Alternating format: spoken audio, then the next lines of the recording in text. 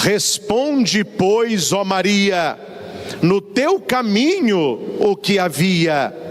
Vi Cristo ressuscitado, o túmulo abandonado, os anjos da cor do sol, dobrado ao chão o lençol. Queridos irmãos e irmãs, este estribilho está na sequência pascal que nós cantamos hoje. A igreja proclama a nós e ao mundo que Jesus não ficou no túmulo, Ele ressuscitou.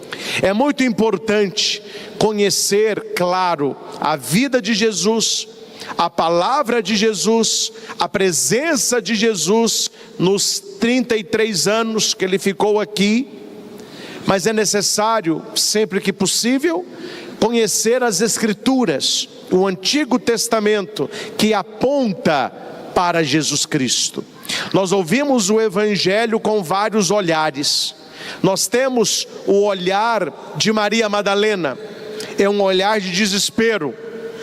A pedra foi rolada, tiraram o Senhor do túmulo. Nós temos o olhar de Pedro, que é um olhar atento. Ele vê os sinais, o lençol no chão, o pano que estava no rosto de Jesus dobrado à parte. É um olhar atento, um olhar que atesta. E nós temos o olhar de João, que é o olhar da fé. Ele viu e acreditou. O final do Evangelho ilustra tudo isso que nós ouvimos. De fato, eles ainda não tinham compreendido a Escritura, segundo a qual ele devia ressuscitar dos mortos. Quando nós falamos, meus irmãos, de Jesus Cristo, a história de Jesus, ela não começa na anunciação de Gabriel. Ali é o mistério da encarnação, mas a história de Cristo, ela começa em Gênesis. Depois convido os que quiserem a ouvirem a pregação que está disponível aí no nosso canal, da nossa vigília pascal, ontem à noite, onde todas as leituras do Antigo Testamento apontavam para Jesus, para o Messias. E quando você compreende a Escritura, você vai compreender que Jesus ressuscitaria ao terceiro dia. Jesus, nas próprias pregações dele, ele foi em vários momentos no Antigo Testamento e apontou que aquilo que estava lá se realiza cá. Cito a serpente de bronze de Moisés. O texto, vocês conhecem o contexto, né? Jesus vai dizer assim: assim como Moisés levantou a serpente no deserto, o Filho do Homem será levantado e atrairá todos a ele. O Pai atrairá. No Antigo Testamento, Moisés. Novo Testamento, Jesus Cristo. O povo estava com fome e começaram a reclamar com Moisés: nós saímos do Egito, onde tínhamos batata, e agora vamos morrer de fome no deserto.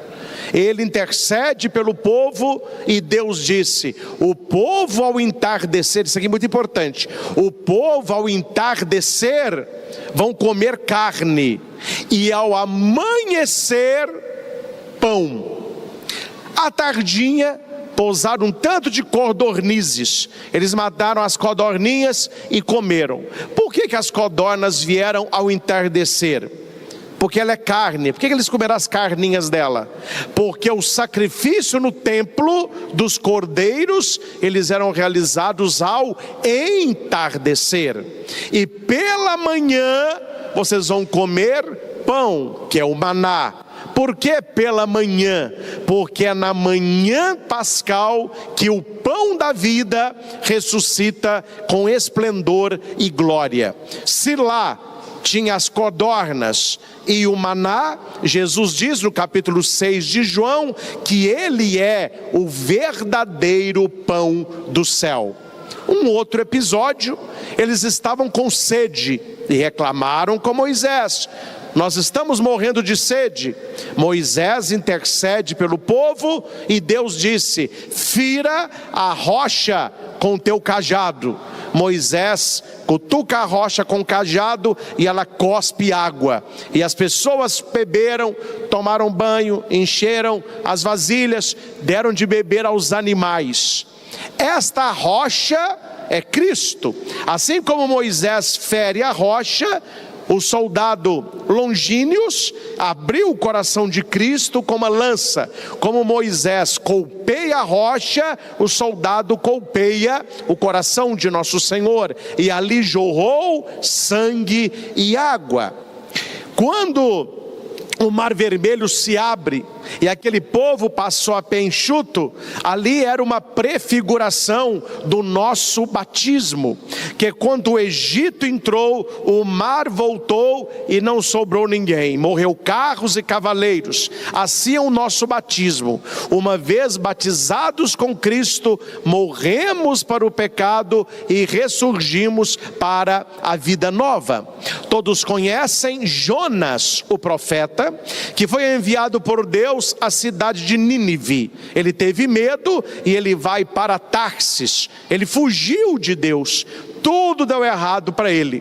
Ele é jogado do navio, uma baleia o engole, ele fica 3 dias no útero da baleia e a baleia o vomita na praia. Ou seja, ela engole um fujão, ela vomita um profeta. Ele disse: agora eu vi que Deus está comigo, eu vou a Nínive. Jesus vai citar este texto dizendo que assim como Jonas ficou 3 dias no útero da baleia, Jesus ficaria 3 dias no túmulo. Por isso, vida nova. E daí por diante. São inúmeros textos do Antigo Testamento que apontam para Jesus enquanto o Cristo e Messias.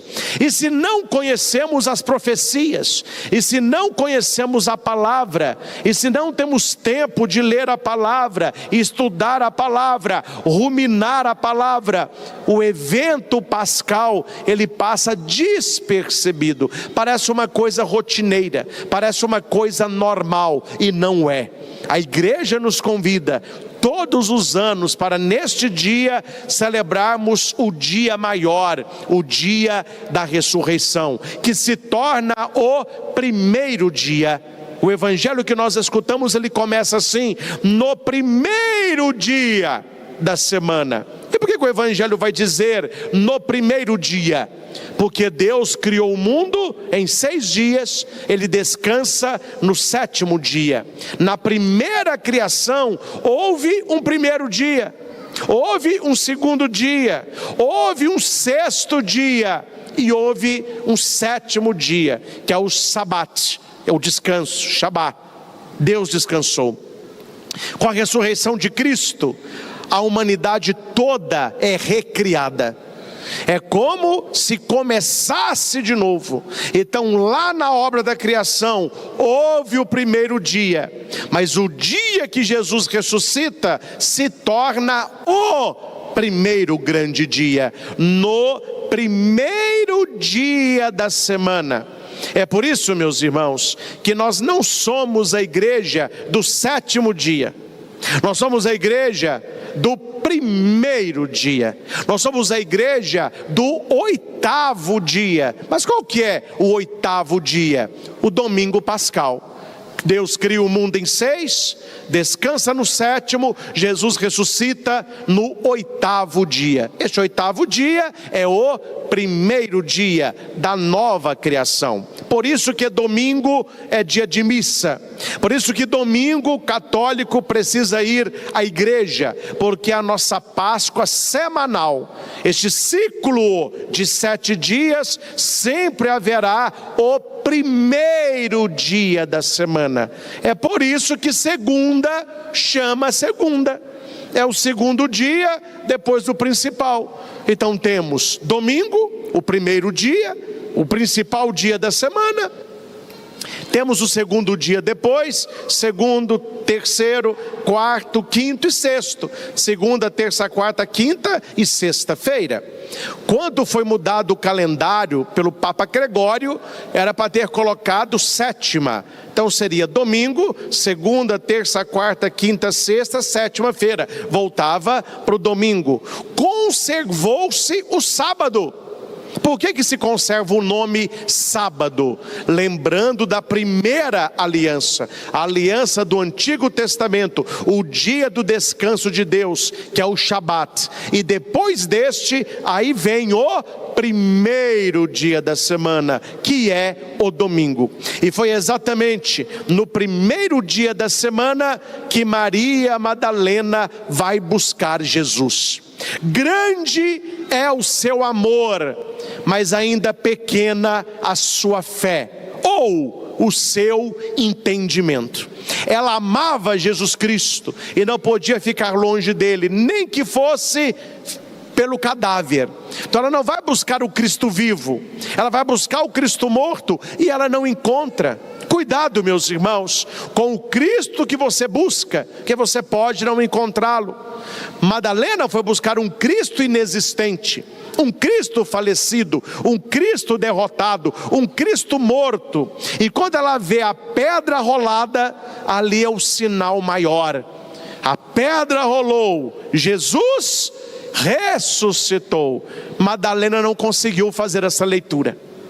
A visão de Madalena estava presa ainda na matéria da carne, e ela vai interpretar a pedra rolada como um sumiço.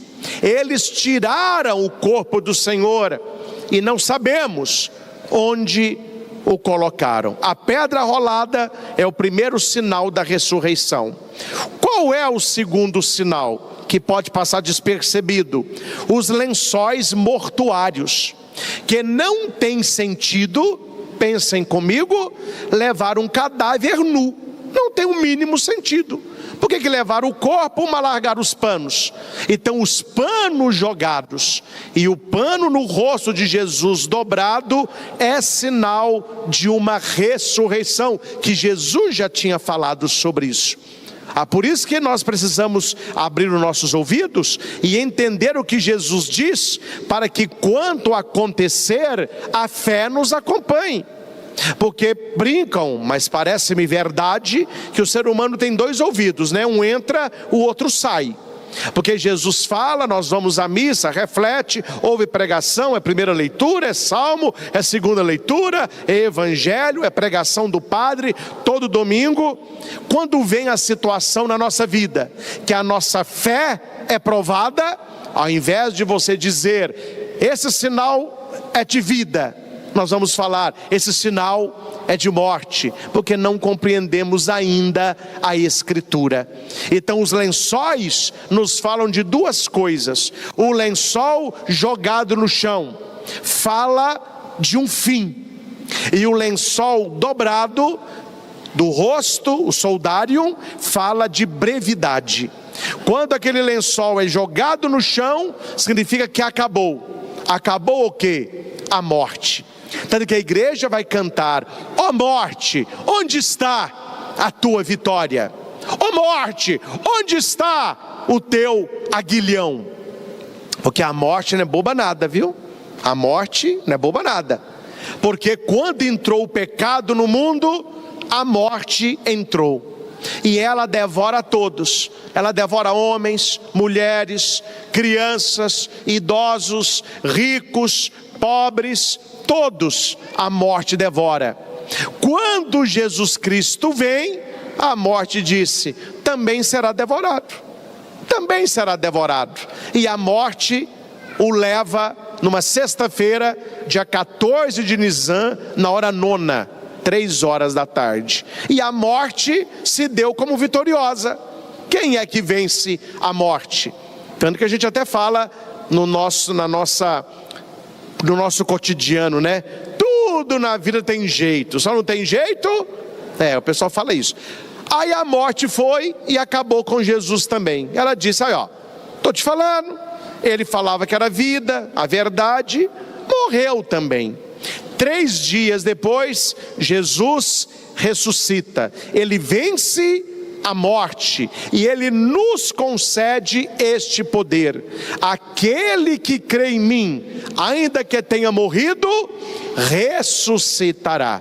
Meus irmãos, deixa eu abrir um parênteses. Um momento difícil na vida de todo ser humano é a morte. É a morte de quem amamos. Qualquer pessoa que nós amamos é uma morte doída. Só que quando você vê aquele cadáver, aquela urna, aquele sepulcro, você tem 2 tipos de visão.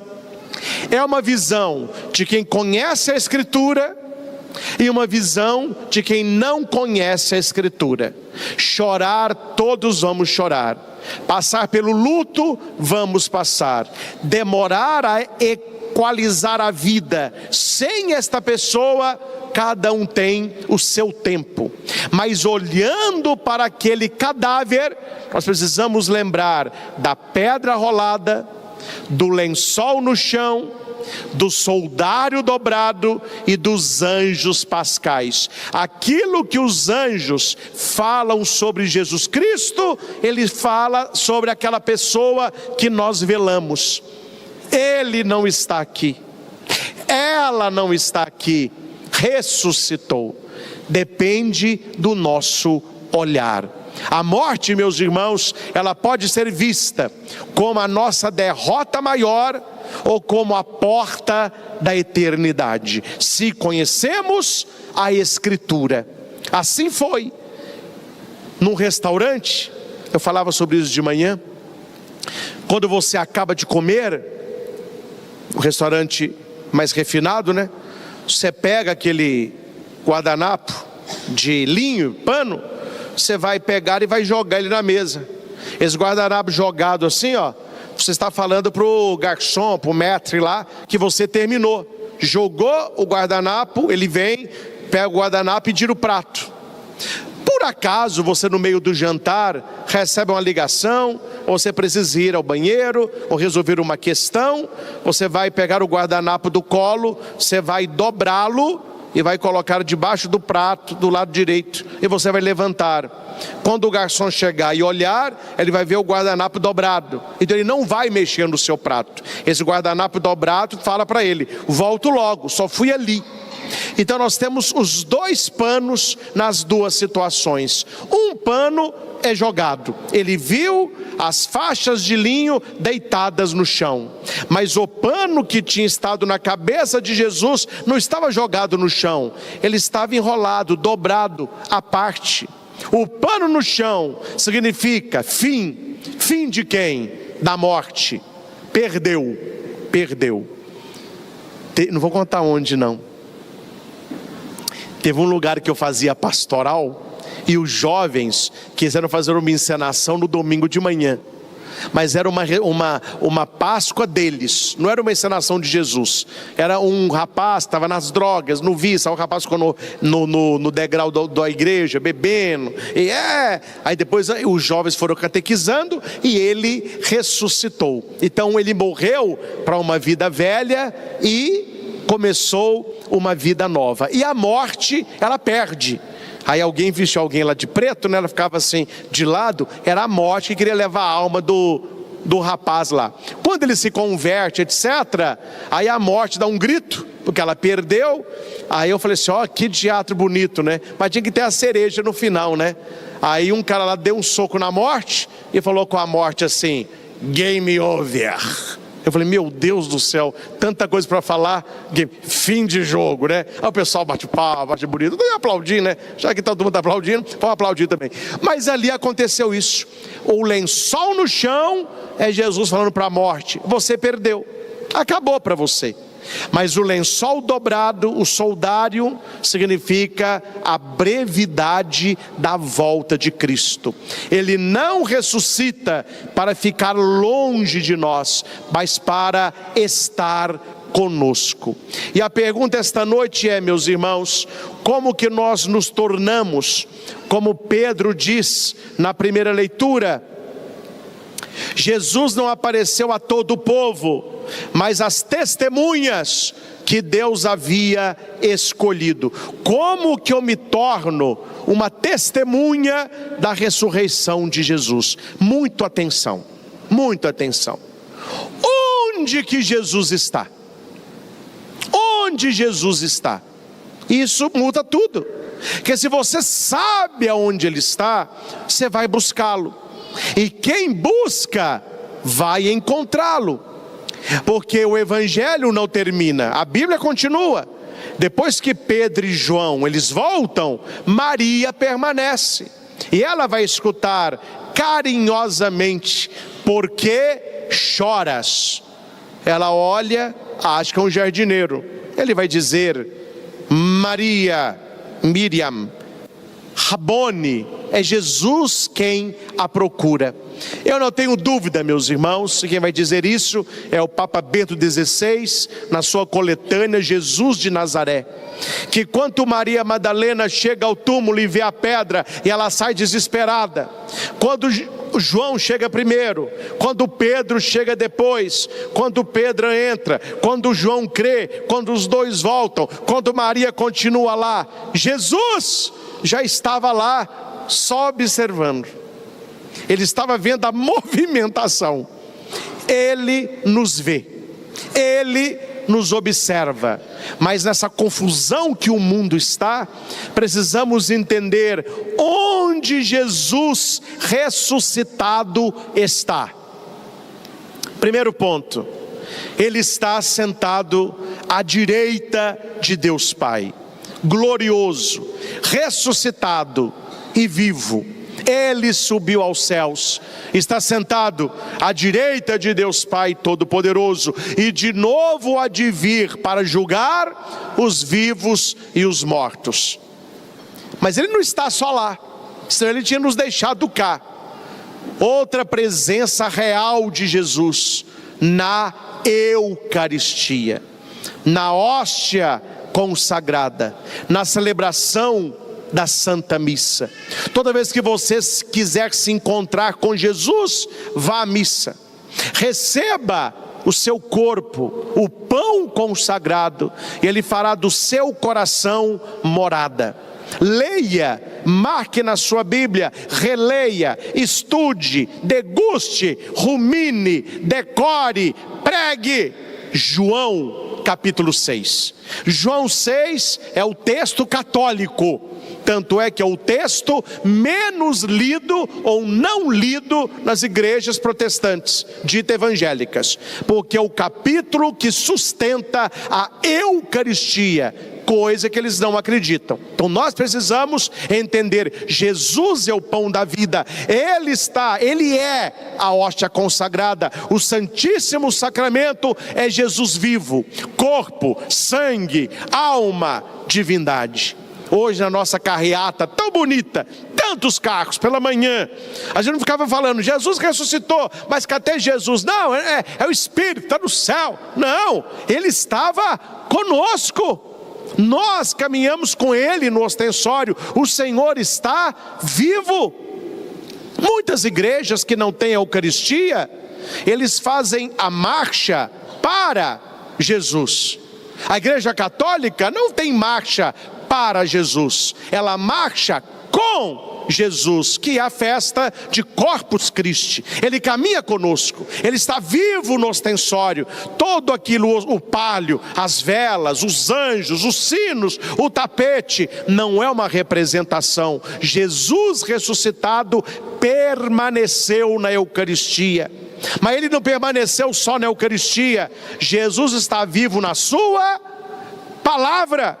A Bíblia fechada é um livro qualquer, mas a Bíblia aberta é a boca de Deus que me fala. Quando você abre a Bíblia, a boca de Deus ela abre e ela fala com você. Tanto é que o incenso, o turíbulo, que a gente usa em missa solene, se incensa ao altar, se incensa o ambão, se incensa a palavra, se incensa o Santíssimo. Por que a igreja tem o incenso? Para mostrar o sagrado. Onde que Jesus está? Ele está na Eucaristia, mas ele está também na palavra. E existe a bênção do Santíssimo Sacramento. O padre pega o ostensório e faz o sinal da cruz. Se vocês prestam atenção, no final do Evangelho, com o evangeliário, tem também o sinal da cruz. A presença de Jesus eucarística nos abençoa, mas a sua palavra também nos abençoa.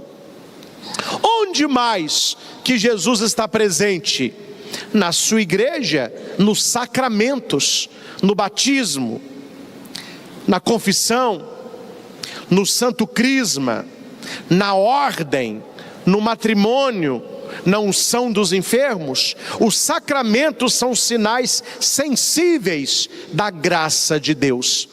Jesus está vivo, presente, onde 2 ou mais se reúnem no nome dele. Ele disse: onde 2 ou mais se reúnem no meu nome, eu estarei ali presente. Então a assembleia, a igreja, é lugar onde Cristo se faz presente. Tanto quando o padre diz: o Senhor esteja convosco, a gente responde: Ele está no meio. O que é meio? Que nós estamos ao redor dele. Ele é o centro da nossa fé.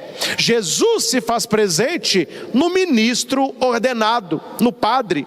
Tanto é que na missa, quando eu digo assim: tomai todos e comei, isto é o meu corpo, você não vai comungar o corpo do Padre Cristian, não. Tomai todos e bebei, esse é o cálice do meu sangue. Não é o meu sangue, não. Só que o padre, ele age em persona Christi. É também a presença de Jesus para a sua igreja. Tanto é, atenção, você vai entender muita coisa agora. Incensa-se o altar, porque o altar na missa representa Cristo. O padre beija o altar no início e no final da Eucaristia. Incensa-se a palavra, porque a palavra é boca de Deus, Jesus está na palavra.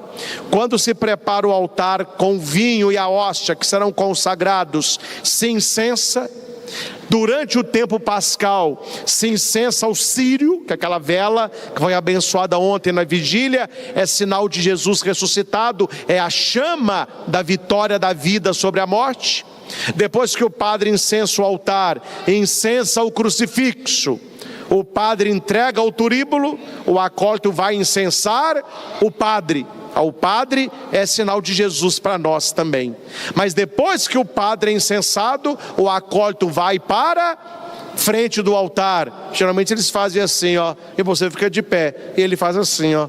Ele vai incensar vocês também. Por quê? Porque a igreja é sinal da presença de Jesus. Que bonito. Então tudo que é a presença de Jesus, a igreja exalta na Santa Missa. Como que nós seremos, meus irmãos, testemunhas da ressurreição, buscando Jesus aonde ele está.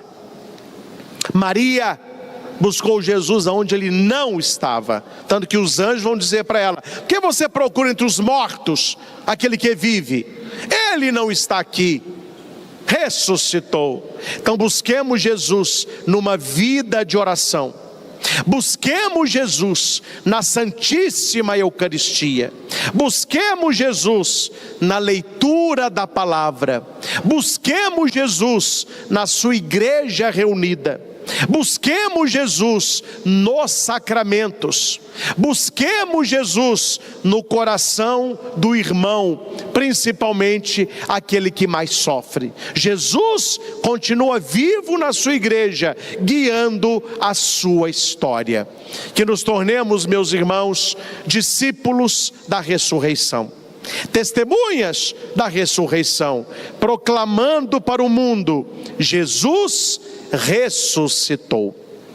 Não vou entrar nisso agora, mas os senhores podem levar para casa o folhetinho da missa e peguem a primeira leitura e grife na sua Bíblia. Esse folhetinho depois você joga fora, mas grife na sua Bíblia a primeira leitura, que é o discurso de Pedro.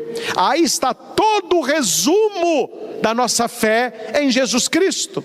Se alguém perguntar para você, me conta o resumo da história de Cristo, é esta pregação de Pedro. Ele vai dizendo do Antigo Testamento, o Cristo que fez o bem, ele é morto, é crucificado, Deus o ressuscitou, ele é testemunha, ele esteve com ele. Esta é uma pregação maravilhosa para que você possa rezar esta semana. E por fim, para os senhores saber o que uns ainda não sabem, nós começamos hoje a oitava pascal. A igreja tem 2 oitavas, a oitava de Natal e a oitava pascal. O que é esse tal de oitava? São 8 dias que a igreja celebra como se fosse um único dia, porque eu já expliquei para vocês, Deus cria o mundo em 6, descansa no 7º e o recria no 8º. Qual é o 8º? É o primeiro dia, o dia da nova criação, a Páscoa. Aí a igreja tem a oitava de Natal e a oitava pascal. O que é isso? Do dia do Natal, 8 dias para frente, a igreja celebra um dia só, o Natal. Então de hoje até domingo que vem, o domingo da misericórdia, a igreja celebra um dia só. Qual é o dia? A Páscoa. Então a Páscoa se estende, o dia da Páscoa, até domingo que vem. Então amanhã é Páscoa, terça é Páscoa, sexta é Páscoa, sábado é Páscoa, domingo que vem é Páscoa. É o que a igreja chama de oitava pascal. E nesta oitava pascal, nós devemos procurar conhecer o Cristo que ressuscita. Não vou falar que é um dever de casa, é uma sugestão de oração. Você levando o folhetinho, reze essa semana a primeira leitura.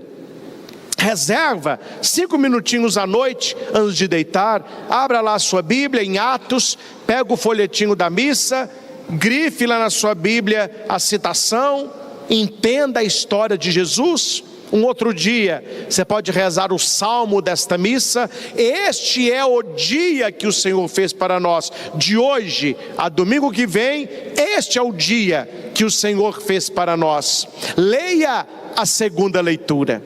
Reze a segunda leitura. Se você ressuscitou com Cristo, busque as coisas do alto, onde Cristo está. E aprofunde-se também no Evangelho que aqui terminamos de refletir. E se pergunte, eu me pareço com quem? Com Madalena? Com Pedro? Ou com o discípulo amado? Eu sou aquele que não consigo ver os sinais de Deus e me desespero? Eu sou aquele que vejo, mas não enxergo?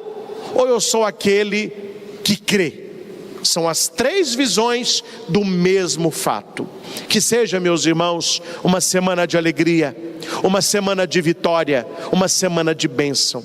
E não se esqueça, você sabe aonde encontrar Jesus, porque Jesus sabe aonde encontrar você.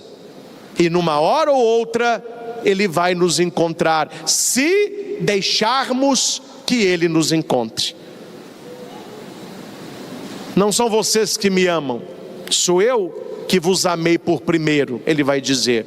Não são vocês que me buscam, eu que os busco e lhes concedo a salvação. Não fostes vós que me chamastes de amigo, eu que os chamei de amigos, porque eu vos dei a conhecer a vontade do meu Pai.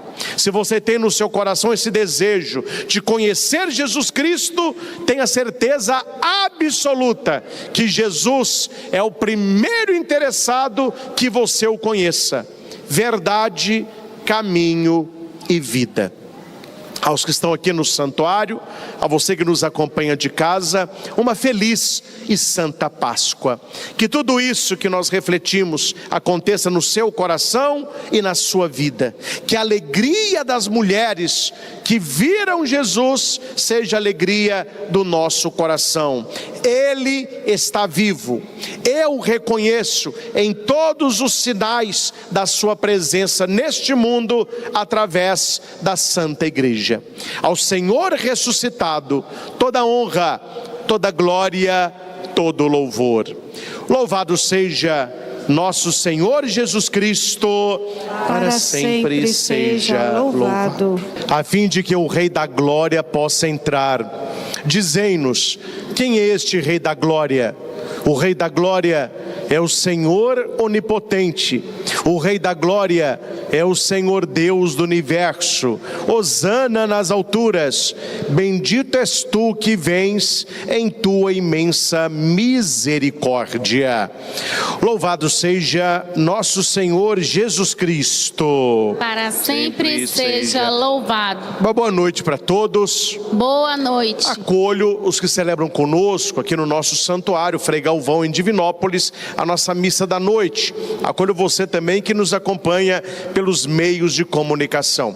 Tivemos na parte da manhã a nossa procissão de ramos com os figurantes, Jesus no burrinho, todos aqui abrindo as celebrações, as grandes celebrações da Semana Santa.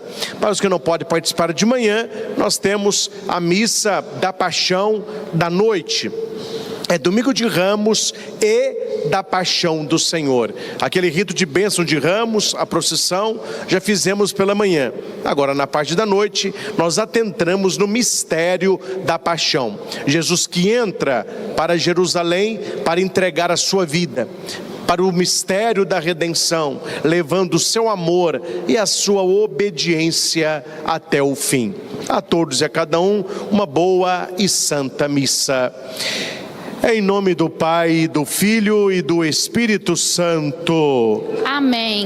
A graça de nosso Senhor Jesus Cristo, o amor do Pai e a comunhão do Espírito Santo estejam sempre convosco. Bendito seja Deus que nos reuniu no amor de Cristo. Queridos irmãos e irmãs, o Senhor Jesus, que nos chama à mesa da palavra e da Eucaristia, nos convida também à conversão.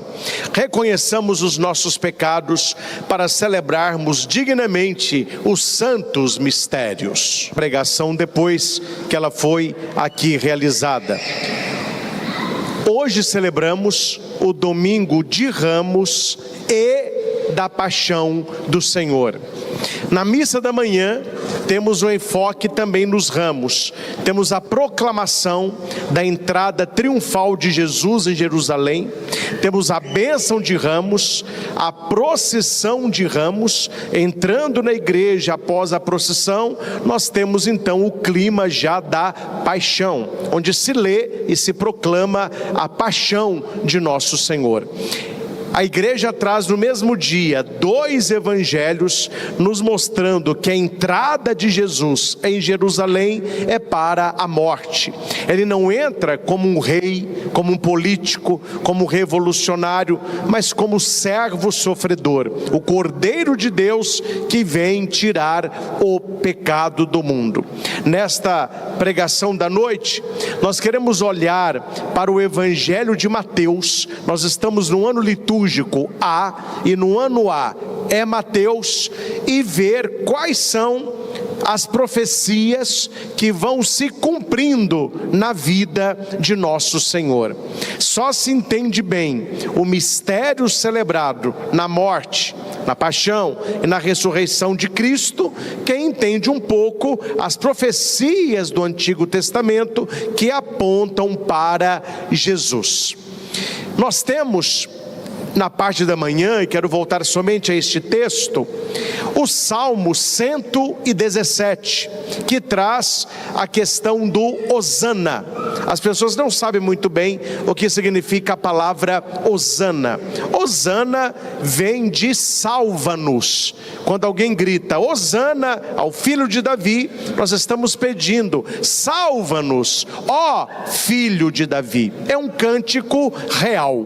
Quando o rei ele ia para uma batalha e ele voltava vitorioso, as pessoas o recebiam assim, com tapete, com palmas, com ramos, e os seus súditos, o povo daquele reino, gritava Hosana, Hosana.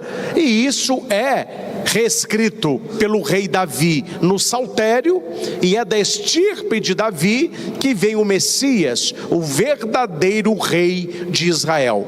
Uma das profecias se cumprem quando Pilatos vai escrever na placa que fica acima da cabeça de Cristo o motivo da sua morte. Toda pessoa que morresse crucificada e que morria crucificada tinha uma placa falando por que ele foi condenado à morte. Em cima da cabeça de Jesus estava escrito: Jesus, Rei dos Judeus. Jesus Nazareno, Rei dos Judeus. Eles tentaram corrigir Pilatos, né?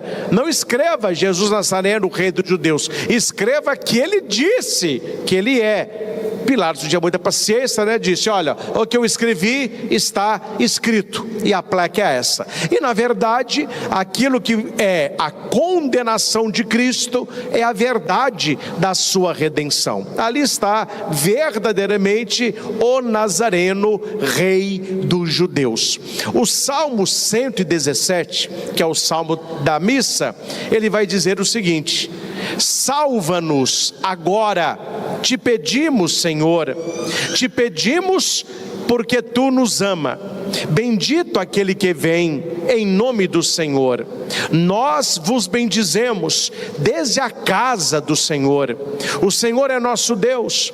Ele fez brilhar sobre nós a sua luz. Organizai uma festa com profusão de ramos, e cheguem até os ângulos do altar. O que este salmo do tal do Hosana vai dizer? Que é um rei voltando vitorioso de uma batalha, ele é aclamado com ramos e ele vai até o santuário oferecer sacrifício.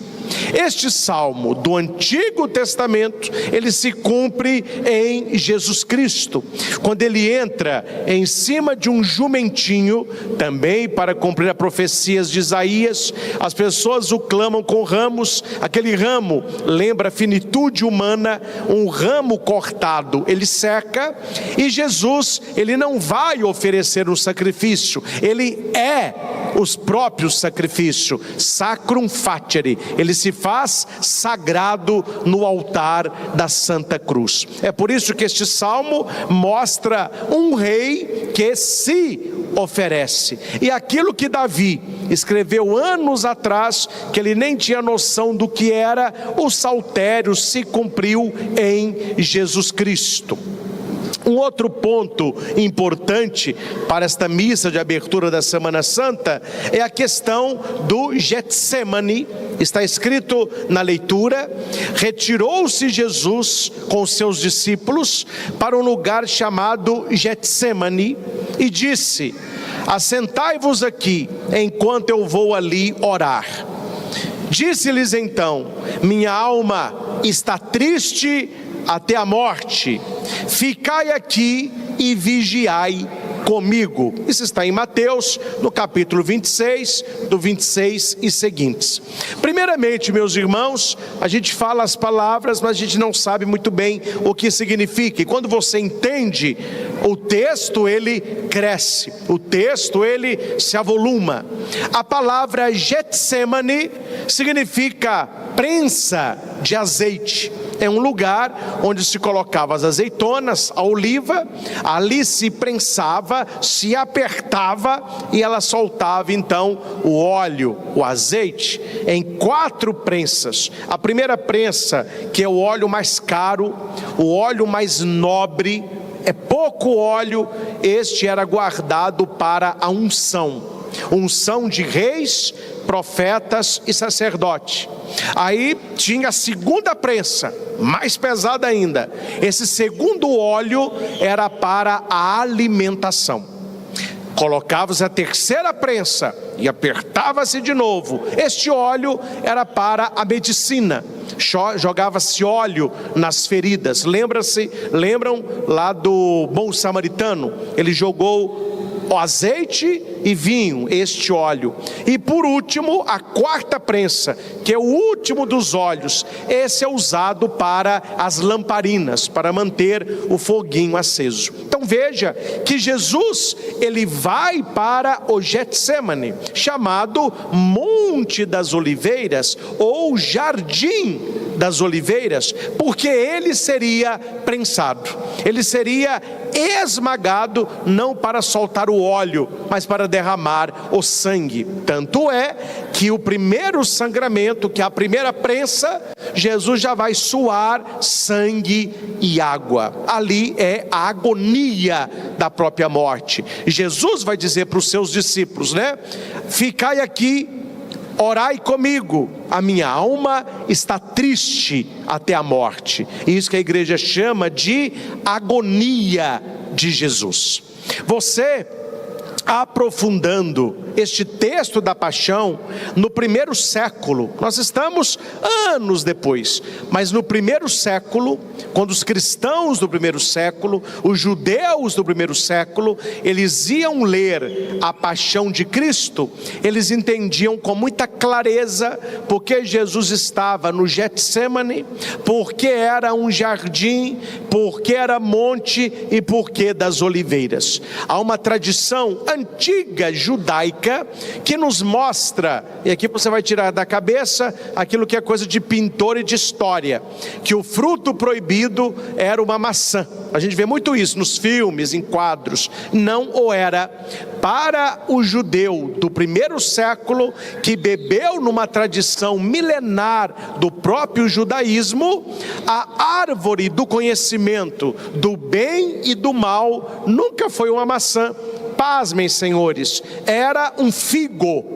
O fruto proibido é no formato de figo, e o fruto do bem e do mal, a árvore da vida, era uma oliveira. Então, para que eles não comessem da oliveira, porque eles já tinham comido da figueira, eles foram então expulsos do paraíso. Se você lê e gosta de Bíblia, e você lê pelo menos os evangelhos, Mateus, Marcos, Lucas e João, você verá inúmeros textos, Jesus falando da figueira e da oliveira, falando sobre o óleo, sobre aquela figueira que não tinha figos, porque é uma tradição não cristã, mas o cristianismo, ele sai do judaísmo, e para o judeu, a árvore do bem e do mal é a figueira, e a árvore da vida é a oliveira. Se Adão e Eva, entendam bem, comeram do fruto proibido, que seria a figueira, Jesus, ele vai para o Getsemane, chamado o lugar da azeitona, o lugar do óleo, o lugar da prensa, porque ele se coloca como um novo óleo. Se a árvore do jardim do Éden é proibida, Jesus está agora num outro jardim, o jardim do Getsemane. Ele é o novo Adão. Ele não vai inaugurar apenas a nova humanidade, e tampouco fazer apenas o novo êxodo, mas ele vai resgatar toda a obra da criação. Foi no jardim que Adão perdeu, e foi num jardim que Jesus venceu. Venceu o quê? A tentação de desistir. Afasta de mim este cálice, mas que não faça a minha, mas a tua vontade. Getsemane representa para Jesus e para nós o lugar da dor, o lugar da decisão. Meus irmãos e irmãs, quanto mais nós já vivemos, mais Getsemanes, no plural, nós já passamos. A pessoa muito jovenzinha, pré-adolescente, adolescente jovem, ele não vê problema em nada, não vê sofrimento em nada, não vê nada em nada, porque ele não enfrentou ainda o Getsemane da vida. Pega um homem, uma mulher já maduros, uma senhora idosa, um senhor, e converse com ele, porque ele é da maneira que é. São os Getsemanes que ele passou. Todos nós teremos na vida momentos de Getsemane. É o momento da dor, é o momento da decisão. Papa Bento XVI vai dizer que o Getsemane é o momento onde o cristão, ele é exprimido pelas dificuldades, ele é apertado pelas dificuldades, ele é prensado pelos problemas da vida. Jesus enfrentou o Getsemane dele, e nós devemos enfrentar os nossos. Um instante em que precisamos escolher entre a nossa vontade e a vontade de Deus. Esse é o Getsemane. Você fica brigando dentro de você mesmo: eu vou fazer a minha vontade ou a vontade de Deus? Eu vou fazer aquilo que é mais prazeroso ou eu vou fazer o certo? Vou fazer aquilo que me dá uma certa vantagem ou que agrada o coração de Deus? Isto é Getsemane. Jesus conseguiu vencer o dele, e ele leva com ele os seus amigos, e ele vai dizer: orai e vigiai, para não cairdes em tentação. O espírito está pronto, mas a carne é fraca. A hora que Jesus volta, eles estão dormindo. Jesus os desperta e os chama novamente à oração. Eles dormem de novo. Aí Jesus os coloca de pé. Fala: olha, ficai de pé, é chegada a hora, o traidor se aproxima. Meus irmãos, não sejamos perdedores como a estirpe de Adão. Sejamos vitoriosos, porque somos da estirpe de Jesus Cristo.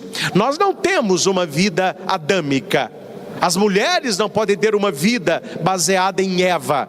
Nós, homens, devemos olhar para Jesus Cristo, as mulheres para Maria Santíssima, porque eles venceram onde Adão e Eva perderam. Há uns quadros muito bonitos, mas pouco difusos, né? De ícones, a iconografia católica clássica, muito bonito. E todo ícone que fala sobre a paixão de Cristo, ele traz sempre Adão e Eva. Um ícone que gosto muito é da Virgem Santíssima, onde no meio tem a árvore, de um lado a figueira, de outro a videira. Maria está de um lado toda coberta, com a mão no coração, ela de vestido de véu, e ela serena, rezando. Do outro lado está Eva, nua, o cabelo de Eva desce, tampa, né, o genital. Ela está com as mãos para baixo, olhando para o chão, e ela chora. A serpente está enrolada na perna de Eva. Do lado de Maria tem uma serpente também, só que Maria está pisando na cabeça da serpente. É um ícone que em poucos traços passam toda uma história, a história do Antigo Testamento e a plenitude em Jesus Cristo. Assim como a azeitona é esmagada para produzir azeite, Jesus foi esmagado no Getsemane e no alto da cruz para produzir, se podemos usar este verbo, a nossa salvação, a nossa redenção. Este é um ponto que também só aparece no Evangelho de Mateus. Quero com vocês ir ao versículo 47, que é outro ponto importante da nossa reflexão. Permita-me ler o texto. Jesus ainda falava quando veio Judas, um dos 12, e com ele uma multidão de gente armada de espadas e paus, enviada pelos príncipes dos sacerdotes e anciãos do povo. O traidor combinara um sinal: aquele que o beijar é ele, prendei-o. Aproximou-se imediatamente de Jesus e disse: salve, mestre, e o beijou. Disse-lhe Jesus: é então para isso que viestes aqui? No Evangelho de Mateus, a pergunta de Jesus é clara e é feita não apenas para Judas, mas para todos nós quando vamos à missa. quando entramos numa igreja, quando participamos de uma adoração, olhando a maneira como nos portamos, olhando o que pedimos, o que oramos, o que fazemos, a maneira como nos portamos, o Senhor pergunta para mim e para você: é então para isso que vens aqui? É para isso que vens aqui? Judas deixou claro por que ele foi até Jesus. Você já deixou claro para Jesus por que você o procura? Por que você vai à missa? Por que você tem vida de oração? Por que você participa de adoração? É para isso que vens aqui? Em seguida, adiantaram-se eles e lançaram mãos de Jesus para prendê-lo. Mas um dos companheiros de Jesus desembainhou a espada. Esse é Pedro, né? Pedro é colérico. Desembainhou a espada e feriu um servo do sumo sacerdote, arrancando-lhe a orelha. Arrancou a orelha. Olha para você ver, Pedro andava armado, tinha uma espadinha. Arrancou a orelha. Aí Jesus disse para Pedro: embainha a tua espada, porque todo aquele que usarem da espada, pela espada morrerão. Aí Jesus pega a orelha e devolve a orelha para aquele homem, e dizem os escritos que ele se converteu naquele momento. Foi uma ação miraculosa de nosso Senhor. E Jesus continua: crês tu, falou para Pedro isso, crês tu que não posso invocar meu Pai, e ele não me enviaria imediatamente mais de 12 legiões de anjos? Para você entender a questão da legião dos anjos, você precisa entender o exército romano. Aqui é uma categoria militar. Uma legião são 6.000 soldados. Então um graduado, um estrelado do exército romano, ele comandava 6.000 homens. Isso era chamado de legião. Jesus tem ao seu dispor 12 legiões. Um anjo destruiu numa noite um exército de 30.000 homens. Um anjo.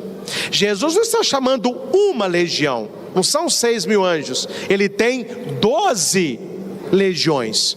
O que Jesus fala para Pedro, fala para mim, fala para você? Ninguém o está prendendo, ele está se entregando. Ninguém vai tirar a sua vida, ele está a oferecendo. Meus irmãos, o estudo bíblico e teológico tem que nos acompanhar vida fora, para a gente não falar bobagem. Principalmente quem é pregador da palavra, quem instrui as pessoas. Eu já escutei, não precisa entrar em detalhes, né? Alguém falando que o primeiro mártir foi Jesus Cristo.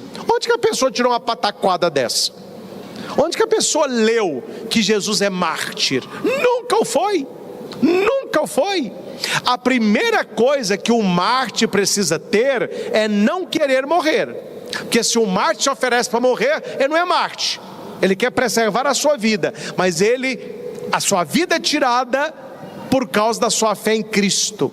Jesus Cristo nunca foi mártir, ele é redentor, ele é Cordeiro de Deus, ele se oferece. Ele está dizendo para Pedro aqui: olha, eu tenho 12 legiões de anjos ao meu dispor, mas eu podia pedir ao Pai, mas eu não vou pedir ao Pai porque é para cumprir as Escrituras. Veja bem, a maneira como Jesus irá morrer é um cumprimento das Escrituras. Está no versículo 54, é Jesus falando. Mas como se cumpririam as Escrituras? Segundo as quais é preciso que seja assim. Todas as Escrituras do Antigo Testamento se cumprem em Jesus Cristo. Nós que somos cristãos, isso é muito claro, e talvez alguns aqui não saibam, mas há uma maneira muito simples de você aprender a ler o Novo Testamento no cumprimento do Antigo Testamento. Nós temos na nossa igreja várias Bíblias de estudo. Tem que ser Bíblia católica, que não é igual Bíblia protestante, Bíblia católica. Compre uma Bíblia católica de estudos, uma boa Bíblia. Temos a Bíblia de Jerusalém, tome nota em casa. Temos a Bíblia Ave Maria de estudos, gosto muito. Temos a Bíblia do Peregrino. Temos a TEB, são Bíblias clássicas de estudo, né? E quando você ler o texto, ao lado do texto, aí muita gente em casa vai entender, e você que lê Bíblia vai entender. Quando você está lendo a Bíblia de estudo, ela tem ao lado do texto umas outras citações. Então você lê lá, Jesus pediu, tenho sede. Aí está na frente assim, Ezequiel 24:13, Isaías 16:9. Quais textos que são esses? Aqueles textos que por este gesto de pedir de beber, Jesus cumpre o Antigo Testamento. Não é difícil, requer boa vontade, requer leitura, atenção, estudo, e ir no Antigo Testamento e voltar no Novo Testamento. Estou ensinando isso porque, se você tem um amigo, um familiar, um colega do seu trabalho que não acredita em Jesus, e ele pergunta para você: como que você me prova que Jesus Cristo é o Messias? Como que você me prova que Jesus Cristo é Filho de Deus? Porque quando você fala que é porque você crê, isso é experiência, isso não é argumento teológico, é a sua experiência particular. Você tem que ir na Escritura, e no texto bíblico, e ver que Jesus Cristo cumpre a profecia do Antigo Testamento, dos grandes escritores, Isaías, Jeremias, Ezequiel, os Salmos de Davi, o próprio Gênesis, com a queda do homem, o livro do Êxodo aponta todo para Jesus Cristo. Então, quando você ouve o que nós acabamos de proclamar aqui, a paixão de Jesus, se você não tem esta noção, pelo menos uma noção básica, uma pequena introdução ao cumprimento de Jesus das Escrituras, me desculpe, meus irmãos, mas a gente fica boiando. A gente não entende as coisas. A gente acha que pegaram Jesus, bateram nele, deram vinagre, crucificaram, e é tudo ali. Não, ali é a ponta de um iceberg. E quem entende essa expressão, 90% do iceberg fica embaixo da água, só a pontinha que aparece. A paixão de Cristo é a ponta do iceberg. Ali embaixo tem muita coisa, tem muita profecia, tem muita história, tem muita unção, tem um povo que preparava a vinda do seu Messias. É por isso que a igreja lê a paixão de Cristo, para se cumprir as Escrituras. Eu tinha outros textos para partilhar, mas não vou entrar em todos, mas quero citar este que eu penso ser importante, porque é uma curiosidade que poucos sabem. Já está em Mateus 27, eu estou aqui dentro da narrativa da paixão, eu estou no versículo 3, aqui somente no Evangelho de Mateus é que se narra a morte de Judas. Nos outros evangelhos nós não temos, nós temos a traição de Judas, nós não temos a morte de Judas, e em Mateus nós temos Judas, o traidor, vendo-o então condenado, vendo Jesus condenado, tomado de remorso, foi devolver as 30 moedas de prata. Eu lembro-me, quando eu era padre jovenzinho, lá em Carmo do Cajuru, que eu fiz uma pregação sobre isso, a devolução das moedas. A quantidade de gente que não sabia que Judas tinha devolvido a moeda. Ele sabia que ele tinha vendido Jesus por 30, mas quanto é que ele devolveu isso? Mateus diz que quando ele vê Jesus preso, condenado, ele vai devolver as moedas, e ele vai dizer: olha, eu pequei entregando o sangue de um justo, Responderam-lhe: que nos importa? Isto é lá contigo. Ele jogou então no templo as moedas de prata, saiu e foi se enforcar. Estas moedas de prata eram moedas malditas, porque custaram o sangue de um homem, ainda mais o sangue de Cristo. Olhem só, se vocês não sabem disso, aprendam. O sumo sacerdote disse: essa moeda não pode ficar aqui, essa moeda é maldita. Pegaram a moeda e deram para um servo. O servo, com essas 30 moedas, compraram um terreno que fica em Jerusalém. Do dia que comprou esse terreno até hoje, nada nasceu mais no terreno. O terreno ficou amaldiçoado. É chamado hoje, quem vai à Terra Santa, o lote de Judas. Que não é de Judas, né? Mas chama lote de Judas porque foi comprado com o dinheiro da traição. E aqui, nessa questão de Judas, o que está se cumprindo?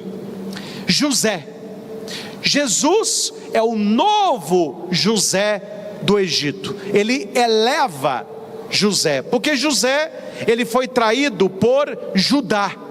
Judá é seu irmão, e ele vai vender José para os amalecitas por 20 moedas de prata, e José era inocente.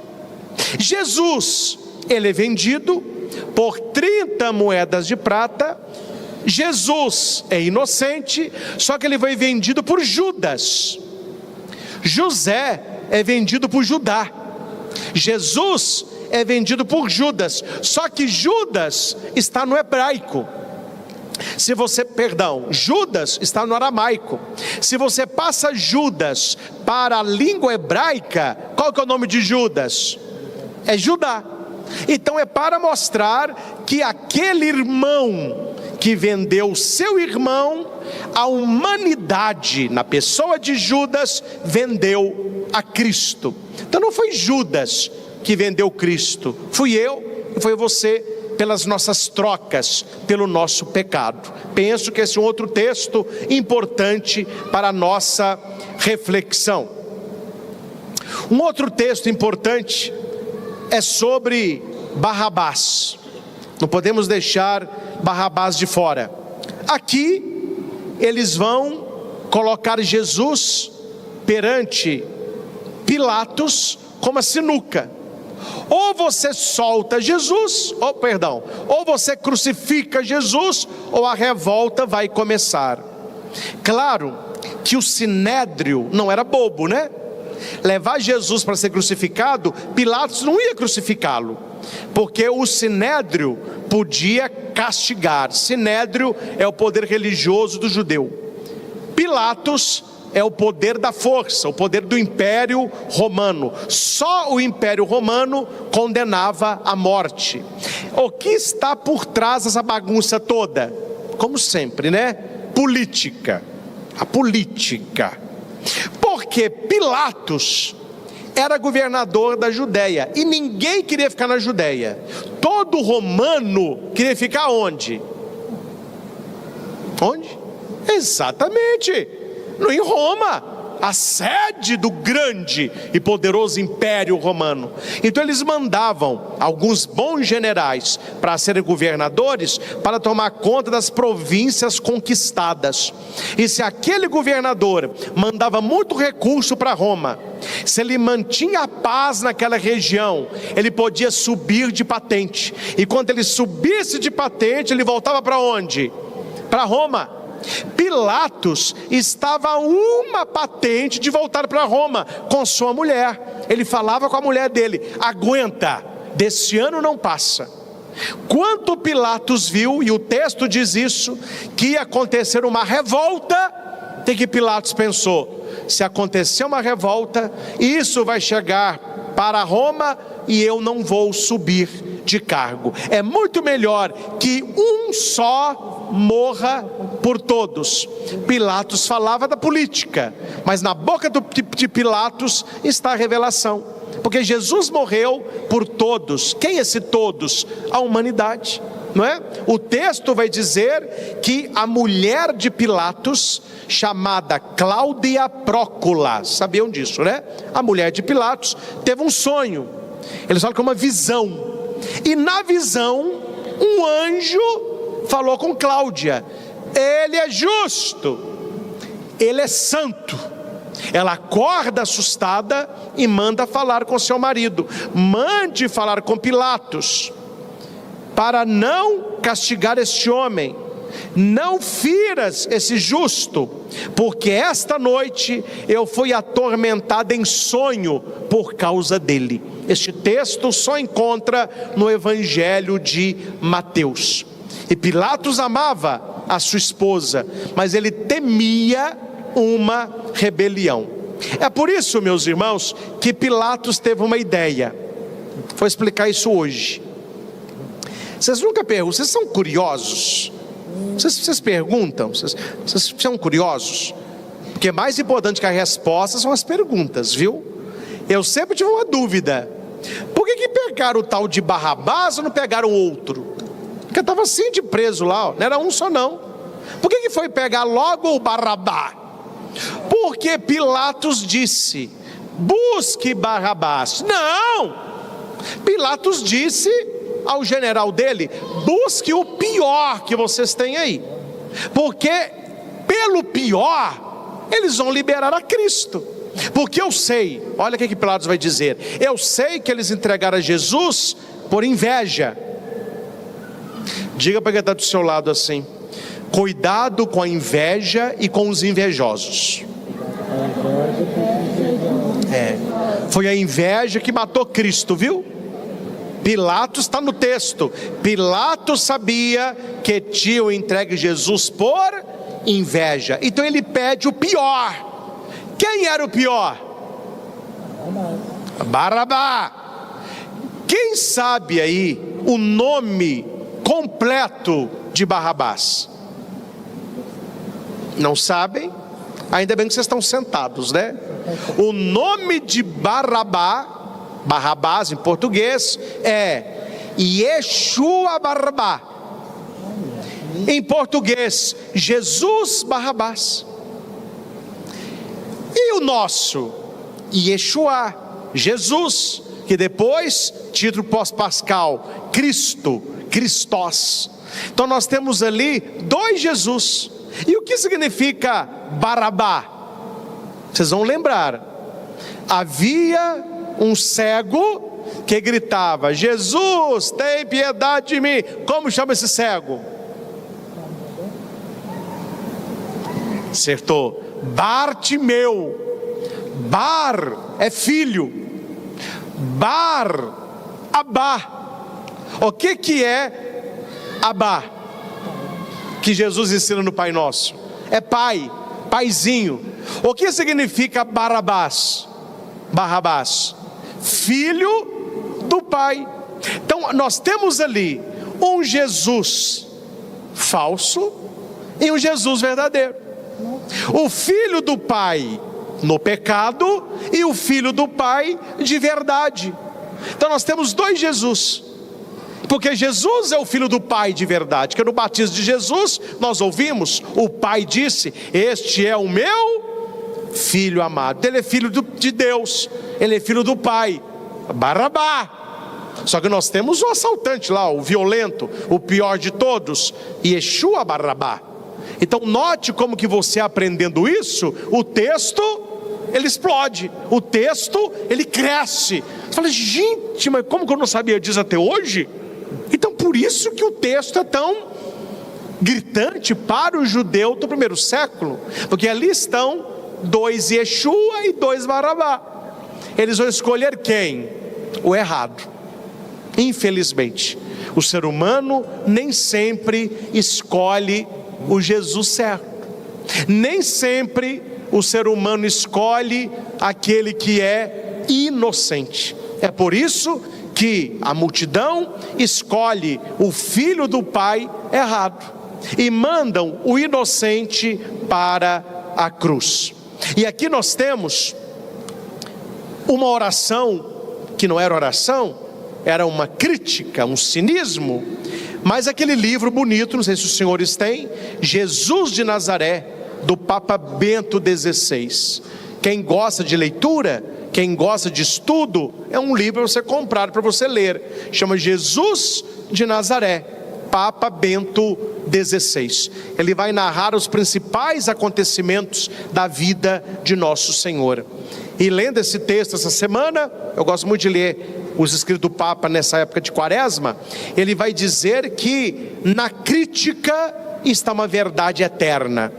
Quando Pilatos, ele pede a bacia para lavar a mão, falando: olha, eu não tenho culpa, eu não vejo culpa nenhuma neste homem, e isto é com vocês, sou inocente do sangue dele. Que a multidão grita: cai sobre nós o seu sangue e sobre nossos filhos, e dão uma risada. Quer dizer, é para matar mesmo, é para derramar o sangue mesmo.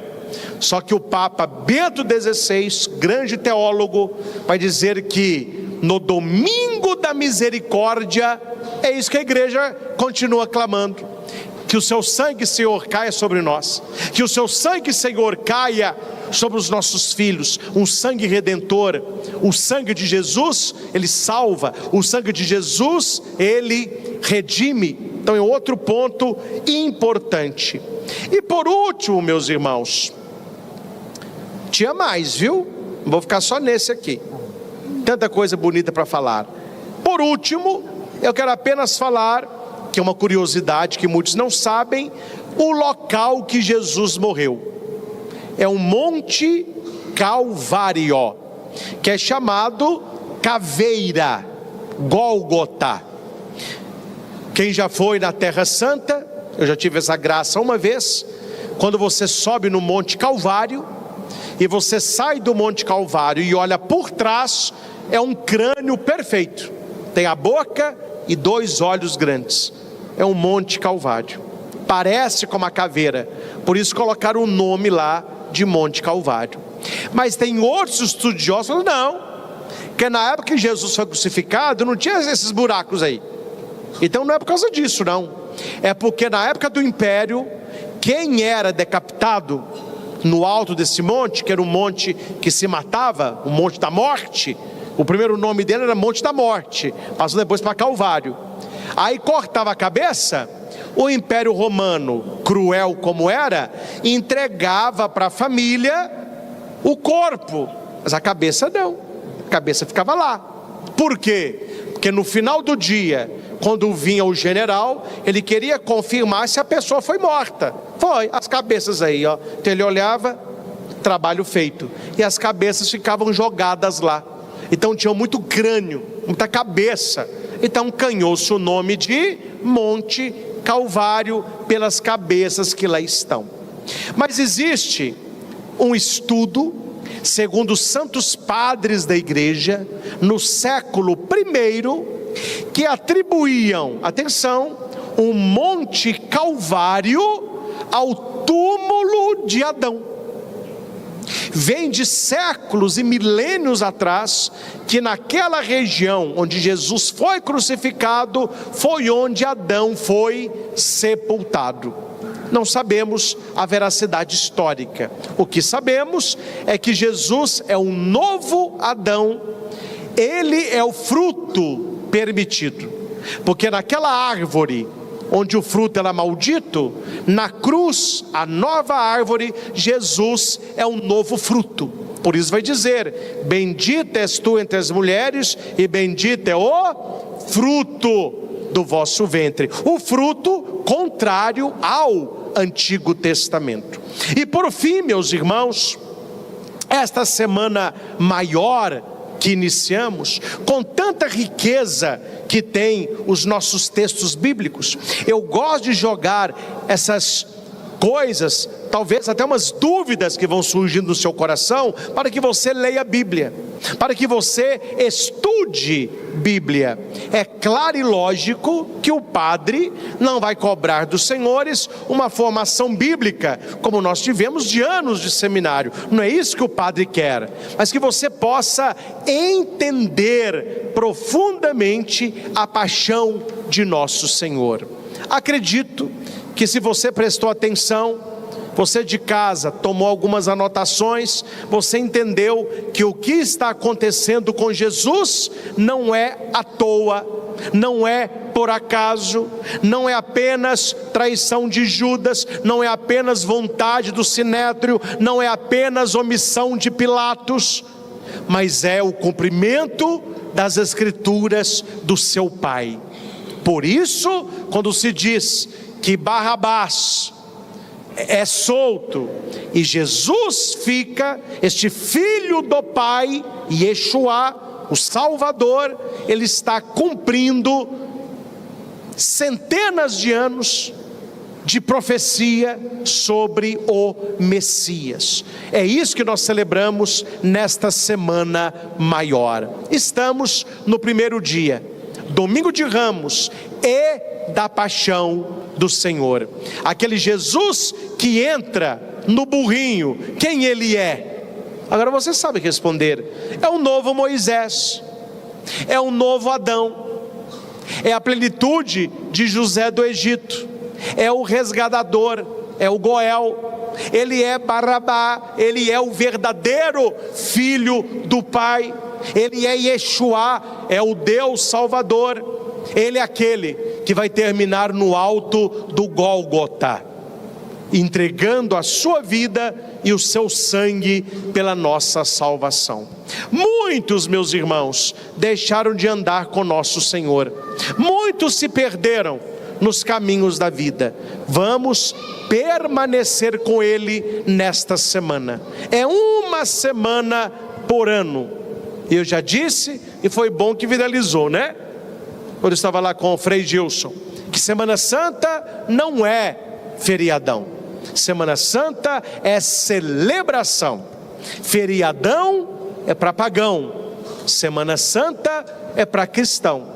Então, meus irmãos, estejamos com o Senhor nas cerimônias da Semana Santa. Fique atento a cada celebração e naquilo que vai ser ensinado, para que você cresça não apenas a cultura bíblica, mas a sua fé em Jesus Cristo. Permita-me apenas um exemplo e com isso encerramos. Não existe mais o quadro, mas no programa do Celso Portiolli, do SBT, tinha um programa a respeito de fã, pessoa que era admiradora, fã. Então eu acompanhei alguns. Domingo à tarde, você fica vendo, você mais cochila do que assiste, né? Mas eu fiquei impressionado com um cara que foi lá, que era fã do Fred Mercury, Queen. E o filho, o cara acertou todas as perguntas. E não são perguntas assim: qual o nome da primeira música? Não. Quando era pequeno, qual foi o nome da primeira professora? Qual era o nome do seu melhor amigo de ginasial? Quando ele entrou para a banda, que era o Queen, qual foi o vocalista que saiu? O cara acertou tudo. Até o Celso elogiou. Falei: olha, impressionante a sua cultura do Fred Mercury. Ele falou assim: é porque eu amo. E se a gente ama, a gente tem que conhecer a história dele. Eu fiquei pensando, meus irmãos, se pecasse um de nós, que somos seguidores de Cristo, e se levasse nesse programa do Celso Portiolli, ele só fizesse perguntas sobre Jesus, se nós acertaríamos todas. Que nós falamos: somos cristãos, somos católicos, somos de igreja, I love you, Jesus, não é assim que a coisa é? Eu amo Jesus, eu sou de igreja, mas não conhecemos aquele que seguimos. Precisamos conhecer a palavra, precisamos conhecer a história de Jesus, as pregações de Jesus, aquilo que Jesus disse, aquilo que Jesus fez, lendo os evangelhos, aprofundando nos textos semânticos, indo no Antigo Testamento, no cumprimento do Novo, prestando atenção em boas pregações, ouvindo na internet bons estudos bíblicos, tendo uma boa leitura espiritual, para que você não seja um católico bolinha de isopor. O que é isso, padre? Só fica boiando, né? Tem gente que só boia. Não, precisamos ir para a profundidade, entender as coisas profundamente, para entendermos o amor e a grandeza do sacrifício de nosso Senhor. Desejo a todos uma santa, uma grande, uma única semana. É a semana maior, onde estaremos celebrando juntos a paixão, morte e ressurreição de Cristo. Não basta estar com Ele apenas na entrada triunfal. Não basta estar com Ele apenas no lava-pés. Não basta estar com Ele também no seu sepultamento. É preciso estar com Ele na sua ressurreição. Porque quem é amigo de Deus nesta terra, certamente será amigo de Deus eternamente no céu. Que Nossa Senhora das Dores nos ajude nesta Semana Santa a entrarmos no sofrimento, na doação, no sacrifício de Cristo, para com Ele celebrarmos a ressurreição. Ao Senhor Jesus, honra, glória e louvor. Louvado seja nosso Senhor Jesus Cristo, para sempre seja louvado. Professemos a nossa fé. Creio em Deus Pai Todo-Poderoso, Criador do céu e da terra, e em Jesus Cristo, seu único Filho, nosso Senhor, que foi concebido pelo poder do Espírito Santo, nasceu da Virgem Maria, padeceu sob Pôncio Pilatos, foi crucificado, morto e sepultado, desceu à mansão dos mortos, ressuscitou ao terceiro dia, subiu aos céus, está sentado à direita de Deus Pai Todo-Poderoso, onde há de vir a julgar os vivos e os mortos. Creio no Espírito Santo, na Santa Igreja Católica, na comunhão dos santos, na remissão dos pecados, na ressurreição da carne, na vida eterna. Amém. Queridos irmãos e irmãs, contemplando a Cristo, nosso Salvador, oremos pela salvação de todos os homens, vítimas do